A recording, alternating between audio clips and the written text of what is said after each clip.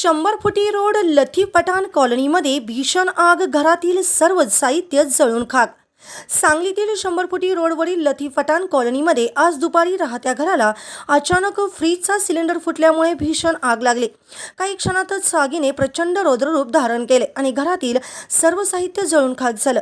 आगीच्या वेळी घरामध्ये 2 भरलेले गॅस सिलेंडर होते। परिस्थिती अत्यंत गंभीर असतानाही माननीय नगरसेवक फिरोज पठाण यांचे पुतणे इम्रान लतीफ पठाण यांनी जीवाची पर्वा न करता आग लागलेल्या घरात प्रवेश करून धाडसाने दोन्ही सिलेंडर बाहेर काढले आणि मोठा अनर्थ टळला।